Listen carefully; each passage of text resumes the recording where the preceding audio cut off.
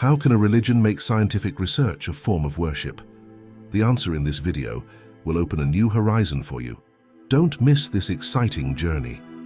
Join us to discover how Islam encourages science and what amazing messages the Quran carries within it. Share your opinion with us in the comments. Do you see harmony between Islam and science? While scientists spend their lives unraveling the mysteries of the universe, there is an ancient book that is more than 1,000 years old that contains scientific references that have astonished the world. Is it possible that Islam, which emerged centuries ago, is compatible with modern science? Even more than that, has Islam been a driving force for scientific research and discovery? In this video, we will take you on an amazing journey to uncover the deep relationship between religion and science. Did you know that the Quran spoke about the expansion of the universe before scientists discovered it in the 20th century?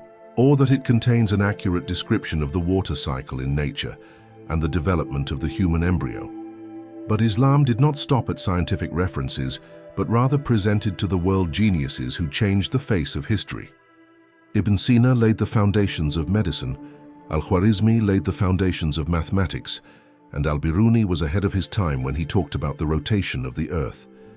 These achievements are not just memories of the past, but evidence that Islam has always been open to knowledge and research. However, the real surprise lies in the modern discoveries, which we find in striking agreement with what is stated in the Quran. From gravity that maintains the balance of the universe, to describing mountains as pegs that stabilize the earth, we find in Islam an explicit invitation to contemplate the secrets of this great universe. Don't forget to subscribe for more inspiring videos.